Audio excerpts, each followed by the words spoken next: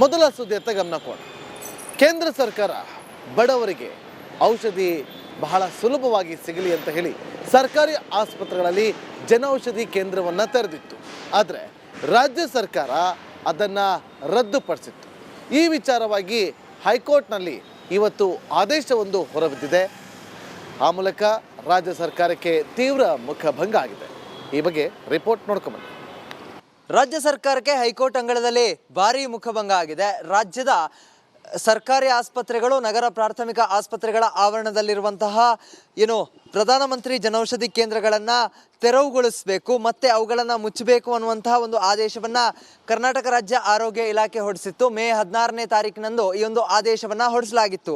ಕೋರ್ಟ್ಗೆ ಹೋಗಿ ಅಲ್ಲಿ ಅರ್ಜಿ ಸಲ್ಲಿಸುವಂಥ ಕೆಲಸವನ್ನು ಮಾಡಿದರು. ಮತ್ತು ವಿರೋಧ ಪಕ್ಷದ ನಾಯಕರು ಕೂಡ ಈ ಒಂದು ಅರ್ಜಿಯನ್ನು ವಿರೋಧಿಸಿದ್ರು. ಸದ್ಯ ನಾನೀಗ ಮಂಜುನಾಥ್ ನಗರದಲ್ಲಿರುವಂತಹ ಆಸ್ಪತ್ರೆಯ ಮುಂಭಾಗದಲ್ಲಿ ಇದ್ದೀನಿ. ಈ ಒಂದು ಆಸ್ಪತ್ರೆಯ ಆವರಣದಲ್ಲೂ ಕೂಡ ಜನೌಷಧಿ ಕೇಂದ್ರ ಇದೆ. ಆ ಒಂದು ಜನೌಷಧಿ ಕೇಂದ್ರವನ್ನು ಕೂಡ ತೋರಿಸ್ತಾ ಹೋಗ್ತೀನಿ. ಔಷಧಿ ಕೇಂದ್ರಗಳಿರ್ತಾವೆ ಅಂತ ಹೇಳಿದ್ರೆ, ಸರ್ಕಾರಿ ಔಷಧಿ ಕೇಂದ್ರಗಳೇನಿರ್ತವೆ ಅಲ್ಲಿ ಒಂದಿಷ್ಟು ಔಷಧಿಗಳು ಅಲಭ್ಯತೆ ಇರುತ್ತೆ. ಆದರೆ ಜನೌಷಧಿ ಕೇಂದ್ರಕ್ಕೆ ಬಂದರೆ ಸರ್ಕಾರಿ ಆಸ್ಪತ್ರೆಗಳಲ್ಲಿ ಸಿಗದೇ ಇರುವಂತಹ ಔಷಧಿಗಳು ಕೂಡ ಕಮ್ಮಿ ದರದಲ್ಲಿ ಮತ್ತು ಉತ್ತಮ ಗುಣಮಟ್ಟದ ಔಷಧಿಗಳು ಲಭ್ಯ ಆಗುತ್ತೆ. ಒಂದು ವೇಳೆ ಈ ರೀತಿಯಾದಂತಹ ಸರ್ಕಾರಿ ಆಸ್ಪತ್ರೆ ಆವರಣದಲ್ಲಿರುವಂತಹ ಔಷಧಿ ಕೇಂದ್ರಗಳನ್ನು ಮುಚ್ಚಿದರೆ ಜನರು ಖಾಸಗಿ ಕ್ಲಿನಿಕ್ಗಳಿಗೆ ಅಥವಾ ಖಾಸಗಿ ಮೆಡಿಕಲ್ಗಳಿಗೆ ಹೋಗುವಂತಹ ಪರಿಸ್ಥಿತಿ ನಿರ್ಮಾಣ ಆಗುತ್ತೆ. ಹಾಗಾಗಿ ಈ ಒಂದು ವಿಚಾರವಾಗಿ ಸರ್ಕಾರದ ಆದೇಶವನ್ನು ವಿರೋಧಿಸಿ ಅನೇಕರು ಹೈಕೋರ್ಟ್ ಮೆಟ್ಲನ್ನು ಏರಿದ್ರು, ಅರ್ಜಿಯನ್ನು ಸಲ್ಲಿಸಿದ್ರು. ಇದೀಗ ಹೈಕೋರ್ಟ್ ಈ ಒಂದು ವಿಚಾರದ ಬಗ್ಗೆ ಪ್ರಸ್ತಾಪವನ್ನು ಮಾಡಿ ಜನರಿಗೆ ಉಚಿತವಾಗಿ ಅಥವಾ ಕಡಿಮೆ ದರದಲ್ಲಿ ಕೊಡುವಂತಹ ಔಷಧಿಗಳು ಏನಿದೆ ಅಂತ ಜನೌಷಧಿ ಕೇಂದ್ರಗಳನ್ನು ಮುಚ್ಚಬಾರ್ದು ಅನ್ನುವಂಥ ಆದೇಶವನ್ನು ಹೊರಡಿದೆ. ಕೇಂದ್ರ ರಾಜ್ಯ ಸರ್ಕಾರಕ್ಕೆ ಒಂದು ಸೆಟ್ ಹೊಡೆದಿದೆ. ಒಂದಿಷ್ಟು ಗ್ರಾಹಕರಿದ್ದಾರೆ, ಅವ್ರನ್ನ ಮಾತನಾಡಿಸ್ತಾ ಹೋಗ್ತೀನಿ. ಸರ್, ಈಗ ಜನೌಷಧಿ ಕೇಂದ್ರಗಳನ್ನ ಮುಚ್ಚಬೇಕು ಅಂತ ಹೇಳಿದ್ರು, ಇದ್ರೆ ಎಷ್ಟು ಲಾಭ ಆಗುತ್ತೆ ಅಂತ? ಸಾರ್ವಜನಿಕ ಭಾಳ ಲಾಭ ಆಗ್ತದೆ, ಒಳ್ಳೇದಾಗ್ತದೆ. ಈ ಹೊರಗೆಲ್ಲ ಡಬಲ್ ಕಾಸ್ಟ್ ಇರ್ತಾವು, ಇದು ಮುಚ್ಚಬಾರ್ದು, ಒಳ್ಳೇದಾಗ್ತದೆ ಜನರಿಗೆ. ಸರ್, ಈಗ ಕೋರ್ಟ್ ಕೂಡ ಹೇಳಿದೆ ಜನೌಷಧಿ ಕೇಂದ್ರಗಳನ್ನ ಮುಚ್ಚಬೇಡಿ ಅಂತ.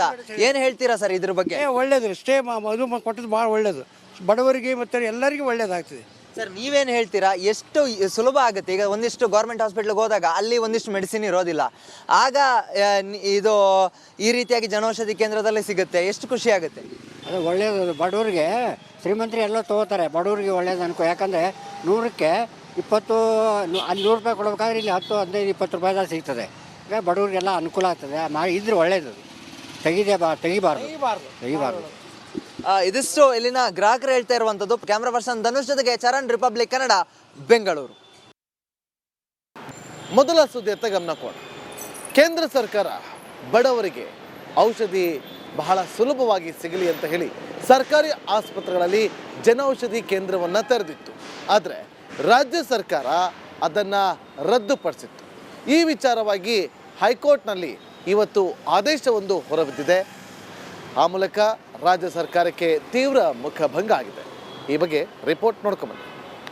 ರಾಜ್ಯ ಸರ್ಕಾರಕ್ಕೆ ಹೈಕೋರ್ಟ್ ಅಂಗಳದಲ್ಲಿ ಭಾರೀ ಮುಖಭಂಗ ಆಗಿದೆ. ರಾಜ್ಯದ ಸರ್ಕಾರಿ ಆಸ್ಪತ್ರೆಗಳು, ನಗರ ಪ್ರಾಥಮಿಕ ಆಸ್ಪತ್ರೆಗಳ ಆವರಣದಲ್ಲಿರುವಂತಹ ಪ್ರಧಾನಮಂತ್ರಿ ಜನೌಷಧಿ ಕೇಂದ್ರಗಳನ್ನು ತೆರವುಗೊಳಿಸಬೇಕು ಮತ್ತು ಅವುಗಳನ್ನು ಮುಚ್ಚಬೇಕು ಅನ್ನುವಂತಹ ಒಂದು ಆದೇಶವನ್ನು ಕರ್ನಾಟಕ ರಾಜ್ಯ ಆರೋಗ್ಯ ಇಲಾಖೆ ಹೊರಡಿಸಿತ್ತು. ಮೇ 16ನೇ ತಾರೀಕಿನಂದು ಈ ಒಂದು ಆದೇಶವನ್ನು ಹೊರಡಿಸಲಾಗಿತ್ತು. ಕೋರ್ಟ್ಗೆ ಹೋಗಿ ಅಲ್ಲಿ ಅರ್ಜಿ ಸಲ್ಲಿಸುವಂಥ ಕೆಲಸವನ್ನು ಮಾಡಿದರು. ಮತ್ತು ವಿರೋಧ ಪಕ್ಷದ ನಾಯಕರು ಕೂಡ ಈ ಒಂದು ಅರ್ಜಿಯನ್ನು ವಿರೋಧಿಸಿದ್ರು. ಸದ್ಯ ನಾನೀಗ ಮಂಜುನಾಥ್ ನಗರದಲ್ಲಿರುವಂತಹ ಆಸ್ಪತ್ರೆಯ ಮುಂಭಾಗದಲ್ಲಿ ಇದ್ದೀನಿ. ಈ ಒಂದು ಆಸ್ಪತ್ರೆಯ ಆವರಣದಲ್ಲೂ ಕೂಡ ಜನೌಷಧಿ ಕೇಂದ್ರ ಇದೆ. ಆ ಒಂದು ಜನೌಷಧಿ ಕೇಂದ್ರವನ್ನು ಕೂಡ ತೋರಿಸ್ತಾ ಹೋಗ್ತೀನಿ. ಔಷಧಿ ಕೇಂದ್ರಗಳಿರ್ತಾವೆ ಅಂತ ಹೇಳಿದ್ರೆ, ಸರ್ಕಾರಿ ಔಷಧಿ ಕೇಂದ್ರಗಳೇನಿರ್ತವೆ ಅಲ್ಲಿ ಒಂದಿಷ್ಟು ಔಷಧಿಗಳು ಅಲಭ್ಯತೆ ಇರುತ್ತೆ. ಆದರೆ ಜನೌಷಧಿ ಕೇಂದ್ರಕ್ಕೆ ಬಂದರೆ ಸರ್ಕಾರಿ ಆಸ್ಪತ್ರೆಗಳಲ್ಲಿ ಸಿಗದೇ ಇರುವಂತಹ ಔಷಧಿಗಳು ಕೂಡ ಕಮ್ಮಿ ದರದಲ್ಲಿ ಮತ್ತು ಉತ್ತಮ ಗುಣಮಟ್ಟದ ಔಷಧಿಗಳು ಲಭ್ಯ ಆಗುತ್ತೆ. ಒಂದು ವೇಳೆ ಈ ರೀತಿಯಾದಂತಹ ಸರ್ಕಾರಿ ಆಸ್ಪತ್ರೆ ಆವರಣದಲ್ಲಿರುವಂತಹ ಔಷಧಿ ಕೇಂದ್ರಗಳನ್ನು ಮುಚ್ಚಿದರೆ ಜನರು ಖಾಸಗಿ ಕ್ಲಿನಿಕ್ಗಳಿಗೆ ಅಥವಾ ಖಾಸಗಿ ಮೆಡಿಕಲ್ಗಳಿಗೆ ಹೋಗುವಂತಹ ಪರಿಸ್ಥಿತಿ ನಿರ್ಮಾಣ ಆಗುತ್ತೆ.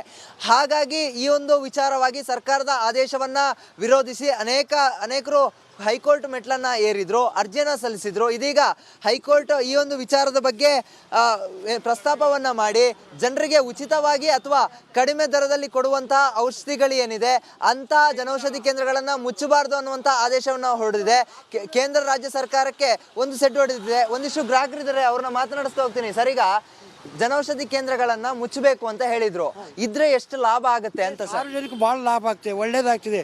ಈ ಹೊರಗೆಲ್ಲ ಡಬಲ್ ಕಾಸ್ಟ್ ಇರ್ತಾವೆ, ಇದು ಮುಚ್ಚಬಾರ್ದು, ಒಳ್ಳೇದಾಗ್ತದೆ ಜನರಿಗೆ. ಸರ್, ಈಗ ಕೋರ್ಟ್ ಕೂಡ ಹೇಳಿದೆ ಜನೌಷಧಿ ಕೇಂದ್ರಗಳನ್ನ ಮುಚ್ಚಬೇಡಿ ಅಂತ. ಏನ್ ಹೇಳ್ತೀರಾ ಸರ್ ಇದ್ರ ಬಗ್ಗೆ? ಒಳ್ಳೇದು, ಸ್ಟೇ ಅದು ಕೊಟ್ಟದ್ದು ಭಾಳ ಒಳ್ಳೇದು, ಬಡವರಿಗೆ ಮತ್ತು ಎಲ್ಲರಿಗೂ ಒಳ್ಳೇದಾಗ್ತದೆ. ಸರ್, ನೀವೇನು ಹೇಳ್ತೀರಾ? ಎಷ್ಟು ಸುಲಭ ಆಗುತ್ತೆ? ಈಗ ಒಂದಿಷ್ಟು ಗೌರ್ಮೆಂಟ್ ಹಾಸ್ಪಿಟ್ಲಿಗೆ ಹೋದಾಗ ಅಲ್ಲಿ ಒಂದಿಷ್ಟು ಮೆಡಿಸಿನ್ ಇರೋದಿಲ್ಲ, ಆಗ ಇದು ಈ ರೀತಿಯಾಗಿ ಜನೌಷಧಿ ಕೇಂದ್ರದಲ್ಲಿ ಸಿಗುತ್ತೆ, ಎಷ್ಟು ಖುಷಿ ಆಗುತ್ತೆ? ಅದು ಒಳ್ಳೆಯದು, ಬಡವರಿಗೆ ಶ್ರೀಮಂತರು ಎಲ್ಲ ತೊಗೋತಾರೆ, ಬಡವರಿಗೆ ಒಳ್ಳೇದು ಅನ್ಕೋ. ಯಾಕಂದರೆ 100ಕ್ಕೆ 20 ಅಲ್ಲಿ 100 ರೂಪಾಯಿ ಕೊಡಬೇಕಾದ್ರೆ ಇಲ್ಲಿ 10, 15, 20 ರೂಪಾಯಿದಾಗ ಸಿಗ್ತದೆ. ಈಗ ಬಡವರಿಗೆಲ್ಲ ಅನುಕೂಲ ಆಗ್ತದೆ, ಇದ್ರೆ ಒಳ್ಳೇದು. ತೆಗಿಬಾರ್ದು. ಇದಿಷ್ಟು ಇಲ್ಲಿನ ಗ್ರಾಹಕರು ಹೇಳ್ತಾ ಇರುವಂತದ್ದು. ಕ್ಯಾಮ್ರಾ ಪರ್ಸನ್ ಧನುಷ್ ಜೊತೆಗೆ ಚರಣ್, ರಿಪಬ್ಲಿಕ್ ಕನ್ನಡ, ಬೆಂಗಳೂರು. ಮೊದಲ ಸುದ್ದಿಯತ್ತ ಗಮನ ಕೊಡ. ಕೇಂದ್ರ ಸರ್ಕಾರ ಬಡವರಿಗೆ ಔಷಧಿ ಬಹಳ ಸುಲಭವಾಗಿ ಸಿಗಲಿ ಅಂತ ಹೇಳಿ ಸರ್ಕಾರಿ ಆಸ್ಪತ್ರೆಗಳಲ್ಲಿ ಜನೌಷಧಿ ಕೇಂದ್ರವನ್ನು ತೆರೆದಿತ್ತು. ಆದರೆ ರಾಜ್ಯ ಸರ್ಕಾರ ಅದನ್ನು ರದ್ದುಪಡಿಸಿತ್ತು. ಈ ವಿಚಾರವಾಗಿ ಹೈಕೋರ್ಟ್ನಲ್ಲಿ ಇವತ್ತು ಆದೇಶವೊಂದು ಹೊರಬಿದ್ದಿದೆ. ಆ ಮೂಲಕ ರಾಜ್ಯ ಸರ್ಕಾರಕ್ಕೆ ತೀವ್ರ ಮುಖಭಂಗ ಆಗಿದೆ. ಈ ಬಗ್ಗೆ ರಿಪೋರ್ಟ್ ನೋಡ್ಕೊಂಬನ್ನಿ. ರಾಜ್ಯ ಸರ್ಕಾರಕ್ಕೆ ಹೈಕೋರ್ಟ್ ಅಂಗಳದಲ್ಲಿ ಭಾರಿ ಮುಖಭಂಗ ಆಗಿದೆ. ರಾಜ್ಯದ ಸರ್ಕಾರಿ ಆಸ್ಪತ್ರೆಗಳು, ನಗರ ಪ್ರಾಥಮಿಕ ಆಸ್ಪತ್ರೆಗಳ ಆವರಣದಲ್ಲಿರುವಂತಹ ಪ್ರಧಾನಮಂತ್ರಿ ಜನೌಷಧಿ ಕೇಂದ್ರಗಳನ್ನು ತೆರವುಗೊಳಿಸಬೇಕು, ಮತ್ತೆ ಅವುಗಳನ್ನು ಮುಚ್ಚಬೇಕು ಅನ್ನುವಂತಹ ಒಂದು ಆದೇಶವನ್ನು ಕರ್ನಾಟಕ ರಾಜ್ಯ ಆರೋಗ್ಯ ಇಲಾಖೆ ಹೊರಡಿಸಿತ್ತು. ಮೇ 16ನೇ ತಾರೀಕಿನಂದು ಈ ಒಂದು ಆದೇಶವನ್ನು ಹೊರಡಿಸಲಾಗಿತ್ತು. ಕೋರ್ಟ್ಗೆ ಹೋಗಿ ಅಲ್ಲಿ ಅರ್ಜಿ ಸಲ್ಲಿಸುವಂಥ ಕೆಲಸವನ್ನು ಮಾಡಿದ್ರು. ಮತ್ತೆ ವಿರೋಧ ಪಕ್ಷದ ನಾಯಕರು ಕೂಡ ಈ ಒಂದು ಅರ್ಜಿಯನ್ನು ವಿರೋಧಿಸಿದ್ರು. ಸದ್ಯ ನಾನೀಗ ಮಂಜುನಾಥ್ ನಗರದಲ್ಲಿರುವಂತಹ ಆಸ್ಪತ್ರೆಯ ಮುಂಭಾಗದಲ್ಲಿ ಇದ್ದೀನಿ. ಈ ಒಂದು ಆಸ್ಪತ್ರೆಯ ಆವರಣದಲ್ಲೂ ಕೂಡ ಜನೌಷಧಿ ಕೇಂದ್ರ ಇದೆ. ಆ ಒಂದು ಜನೌಷಧಿ ಕೇಂದ್ರವನ್ನು ಕೂಡ ತೋರಿಸ್ತಾ ಹೋಗ್ತೀನಿ.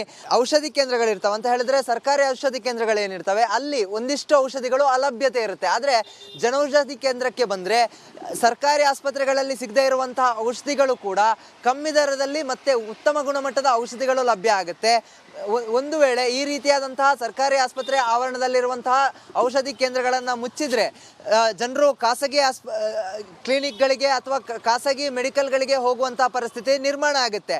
ಹಾಗಾಗಿ ಈ ಒಂದು ವಿಚಾರವಾಗಿ ಸರ್ಕಾರದ ಆದೇಶವನ್ನು ವಿರೋಧಿಸಿ ಅನೇಕರು ಹೈಕೋರ್ಟ್ ಮೆಟ್ಲನ್ನ ಏರಿದ್ರು, ಅರ್ಜಿಯನ್ನು ಸಲ್ಲಿಸಿದ್ರು. ಇದೀಗ ಹೈಕೋರ್ಟ್ ಈ ಒಂದು ವಿಚಾರದ ಬಗ್ಗೆ ಪ್ರಸ್ತಾಪವನ್ನು ಮಾಡಿ ಜನರಿಗೆ ಉಚಿತವಾಗಿ ಅಥವಾ ಕಡಿಮೆ ದರದಲ್ಲಿ ಕೊಡುವಂತಹ ಔಷಧಿಗಳು ಏನಿದೆ ಅಂತಹ ಜನೌಷಧಿ ಕೇಂದ್ರಗಳನ್ನು ಮುಚ್ಚಬಾರ್ದು ಅನ್ನುವಂಥ ಆದೇಶವನ್ನು ಹೊರಡಿದೆ. ಕೇಂದ್ರ ರಾಜ್ಯ ಸರ್ಕಾರಕ್ಕೆ ಒಂದು ಸೆಟ್ ಹೊಡೆದಿದೆ. ಒಂದಿಷ್ಟು ಗ್ರಾಹಕರಿದ್ದಾರೆ, ಅವ್ರನ್ನ ಮಾತನಾಡಿಸ್ತಾ ಹೋಗ್ತೀನಿ. ಸರ್, ಈಗ ಜನೌಷಧಿ ಕೇಂದ್ರಗಳನ್ನ ಮುಚ್ಚಬೇಕು ಅಂತ ಹೇಳಿದ್ರು, ಇದ್ರೆ ಎಷ್ಟು ಲಾಭ ಆಗುತ್ತೆ ಅಂತ? ಸಾರ್ವಜನಿಕ ಭಾಳ ಲಾಭ ಆಗ್ತದೆ, ಒಳ್ಳೇದಾಗ್ತದೆ. ಈ ಹೊರಗೆಲ್ಲ ಡಬಲ್ ಕಾಸ್ಟ್ ಇರ್ತಾವೆ, ಇದು ಮುಚ್ಚಬಾರ್ದು, ಒಳ್ಳೇದಾಗ್ತದೆ ಜನರಿಗೆ. ಸರ್, ಈಗ ಕೋರ್ಟ್ ಕೂಡ ಹೇಳಿದೆ ಜನೌಷಧಿ ಕೇಂದ್ರಗಳನ್ನ ಮುಚ್ಚಬೇಡಿ ಅಂತ. ಏನ್ ಹೇಳ್ತೀರಾ ಸರ್ ಇದ್ರ ಬಗ್ಗೆ? ಒಳ್ಳೇದು, ಸ್ಟೇ ಅದು ಕೊಟ್ಟದ್ದು ಭಾಳ ಒಳ್ಳೇದು, ಬಡವರಿಗೆ ಮತ್ತು ಎಲ್ಲರಿಗೂ ಒಳ್ಳೇದಾಗ್ತದೆ. ಸರ್, ನೀವೇನು ಹೇಳ್ತೀರಾ? ಎಷ್ಟು ಸುಲಭ ಆಗುತ್ತೆ? ಈಗ ಒಂದಿಷ್ಟು ಗೌರ್ಮೆಂಟ್ ಹಾಸ್ಪಿಟ್ಲಿಗೆ ಹೋದಾಗ ಅಲ್ಲಿ ಒಂದಿಷ್ಟು ಮೆಡಿಸಿನ್ ಇರೋದಿಲ್ಲ, ಆಗ ಇದು ಈ ರೀತಿಯಾಗಿ ಜನೌಷಧಿ ಕೇಂದ್ರದಲ್ಲಿ ಸಿಗುತ್ತೆ, ಎಷ್ಟು ಖುಷಿ ಆಗುತ್ತೆ? ಅದು ಒಳ್ಳೆಯದು, ಬಡವರಿಗೆ ಶ್ರೀಮಂತರು ಎಲ್ಲ ತೊಗೋತಾರೆ, ಬಡವರಿಗೆ ಒಳ್ಳೇದು ಅನ್ಕೋ. ಯಾಕಂದರೆ 100ಕ್ಕೆ 20 ಅಲ್ಲಿ 100 ರೂಪಾಯಿ ಕೊಡಬೇಕಾದ್ರೆ ಇಲ್ಲಿ 10, 15, 20 ರೂಪಾಯಿದಾಗ ಸಿಗ್ತದೆ. ಈಗ ಬಡವರಿಗೆಲ್ಲ ಅನುಕೂಲ ಆಗ್ತದೆ, ಇದ್ರೆ ಒಳ್ಳೇದು. ತೆಗಿಬಾರ್ದು. ಇದಿಷ್ಟು ಇಲ್ಲಿನ ಗ್ರಾಹಕರು ಹೇಳ್ತಾ ಇರುವಂಥದ್ದು. ಕ್ಯಾಮ್ರಾ ಪರ್ಸನ್ ಧನುಷ್ ಜೊತೆಗೆ ಚರಣ್, ರಿಪಬ್ಲಿಕ್ ಕನ್ನಡ, ಬೆಂಗಳೂರು.